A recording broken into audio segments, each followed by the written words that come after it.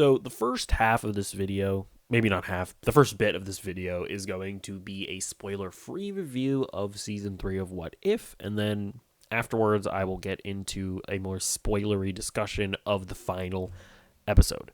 So, what are my thoughts on Season 3 of What If?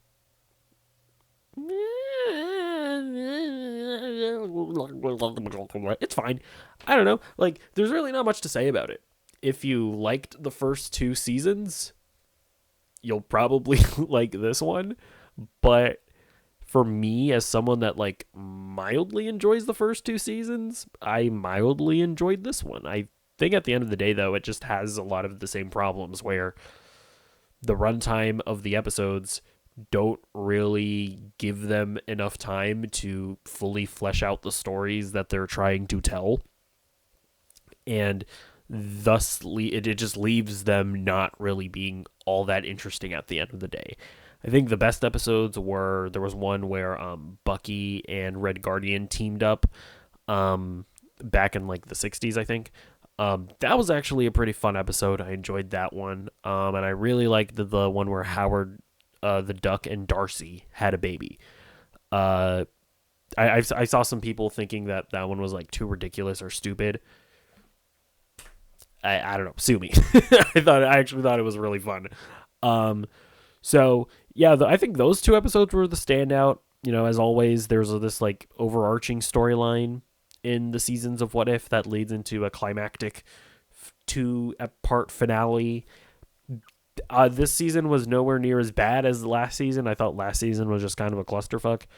But I can't say that the storyline in this season was especially interesting. And as a finale, like as this being like the final season of What If, my overall thoughts on the series as a whole are, it's fine. It's just like I didn't not enjoy watching it, but I can't exactly recommend it to people. It's like, if you like it, you like it. If you don't like it, I'm not going to sit here and convince you to like it. You know what I mean? But, yeah. And then as far as this episode in particular, the finale, let's get into that. So we get a little bit of the Watcher's origin story or whatever. Basically, I am kind of curious, like, this species of alien, of this like large-headed bald people, is that like a species of people that exist that aren't Watchers? Because he was like recruited by the other big-headed bald guys. I am kind of curious of what the lore is on that. But yeah, he was like recruited as a Watcher, and they were like, "Hey guy, you're a Watcher now. You can't interfere." And he's like, "Don't worry, not going to interfere." Spoiler alert, he interferes a lot in What If. But yeah, so Captain Carter, she like sneaks away from her friends to go save him. And then she gets caught immediately because she's not a god.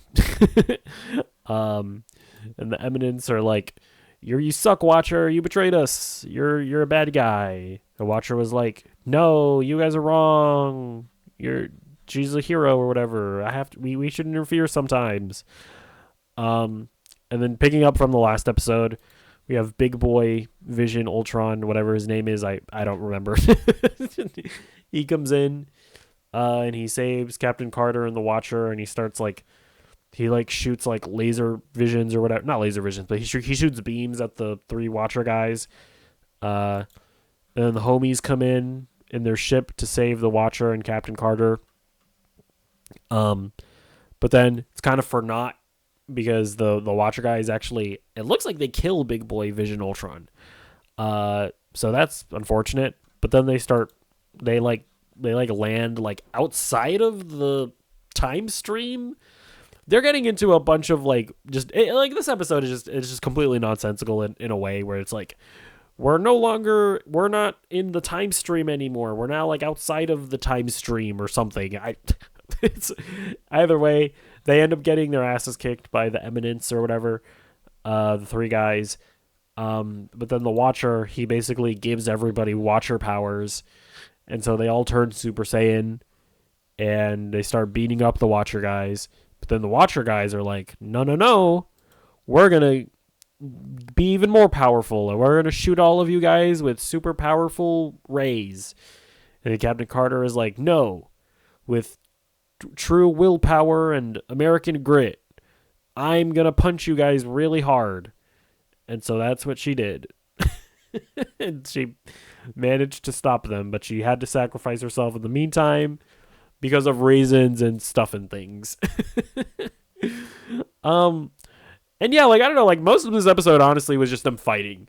And it was fun. Like I thought that watching everybody fight, watching all the different powers, it was fun. Was it kind of nonsensical? Yeah, but I enjoyed it for the most part. But at the end of the day, again, it's just like it's what I talked about in the spoiler free section. It's just like,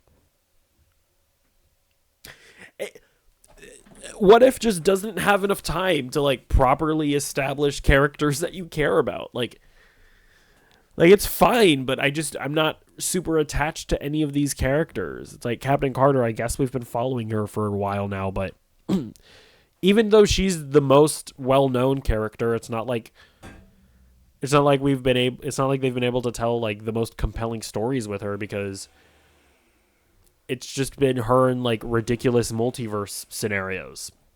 It's like I don't know what you want me to say.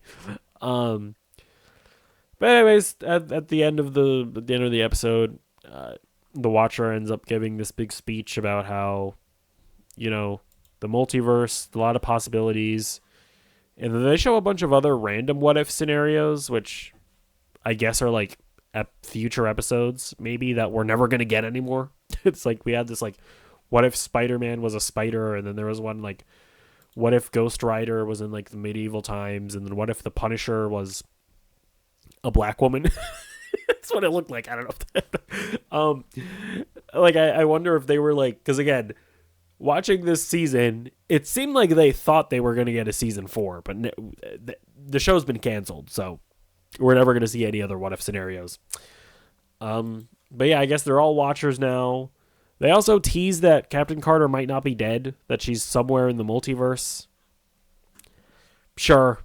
Like, again, the multiverse is so stupid. Like, literally at any time, a multiverse portal could open and Captain Carter walks through, even if it's not the same exact Captain Carter from What If. And I feel like, man, that's really... I remember the veil of the MCU, because I think most of us, we were like pretty all in on the MCU. We were all in still on taking it all seriously, right up until Doctor Strange in the Multiverse of Madness, when we realized that the evil Doctor Strange in that movie was not the evil Doctor Strange from What If. I feel like that's the moment that there was just like this massive disconnect. Oh, and also Captain Carter, she wasn't the same Captain Carter from What If. That's when we realized that the veil of the MCU is broken. It's not all connected. TV stuff doesn't matter. Yeah, I remember that was like, ooh. And that's when everything broke, and I feel like that's like the moment that What If people just stopped caring as well. And I can't say that, 3 seasons in that they've made themselves important, because at the end of the day, that in and of itself doesn't matter that much, because like X-Men 97 is also not connected to the MCU, but it's a fantastic show, so it doesn't matter. What If is a middling show that also doesn't carry any implications for the MCU, so it really is just a show that doesn't matter, unfortunately.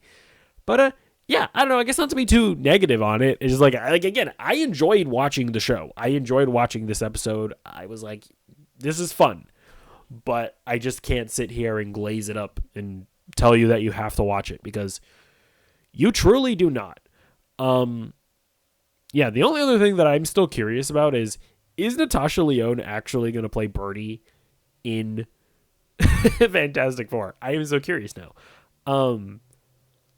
Like I don't think that it'll happen, but like I don't know why you would get Natasha Lyonne to voice this random ass character if she's not going to play the same character in live action, because that's like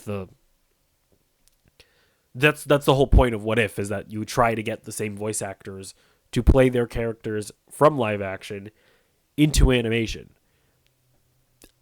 I don't know, but because we also saw with the Ironheart episode that this season was clearly supposed to be out after the Ironheart show, but the Ironheart show got delayed. So now we got a random What If Ironheart episode before we've even really consumed her show. I wonder if Fantastic Four was at some point maybe supposed to be out before this episode of What If, and we were supposed to already know who Birdie was. But I don't know. I'm still very curious about that. I actually like Birdie as a character. I've seen people on Twitter, they like really hate her. I don't know. I thought she was fun. I like Natasha Lyonne, so who cares? At the end of the day, let me know what you think in the comments down below. And I'll see you in the next video. Goodbye.